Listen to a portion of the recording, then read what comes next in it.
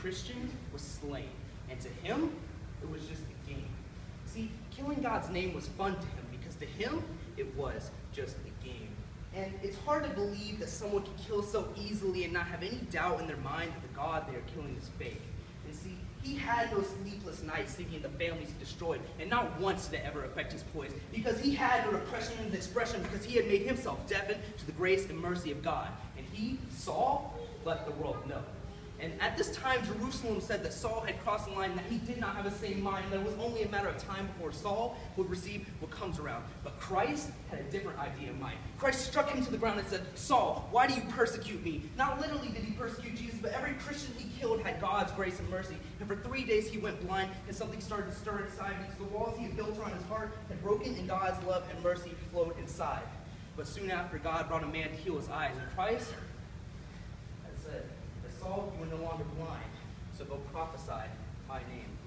And now a spiritual barrier was broken, and Saul was changed to Paul. You know, the meaning of Saul is asked for, prayed for, but God's love and power is limitless. And Saul was changed to Paul, which means humbled and small, and now following in the ways of God, there was no way that he could fall. And through this, Christ showed what kind of limits he had. But still today, the world seems to question the validity, and all of us Christians go and make our little committees. Because if we were to put this argument into court, the people we are trying to reach would be the defendants, and we would be the plaintiffs, always accusing the world of what they did wrong and telling them that they need to change it, or they will receive hell.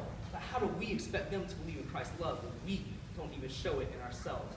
Because see, Christ could have taken away Saul's life, but his love and mercy showed, and he granted him many more days. For he did not even promise him an easy life. Remember, at this time, he couldn't even see. But the Lord said to him, follow me, and you will be blessed, and I will take you into my arms, and you will be caressed in my love.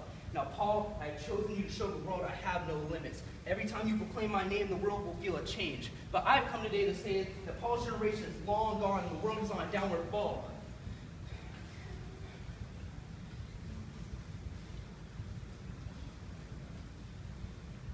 Everyone today, even Christians, act as if Christ has a limit. And see, our prayers for the world have died, and it's come to the point where we won't even cross countries' borders and help the ones that need Christ the most because we're scared that we won't even survive. Oh, the irony of the limits we still set on Christ. But I say limits? Jesus showed he had no limits. He changed the man that wanted to kill at the sound of Christ's name to every time he heard it, he praised. Jesus has no limits. He says one word and the mountains of the world move, and by the blow of his breath, Satan will lose, and the man that wanted to crucify Christ became the man that would die for Christ.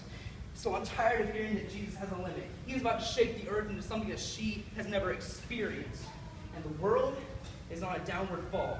And with the amount of weed smoked every day and the world's death rate rapidly increasing every day, it has become our job to show the world that he is limitless.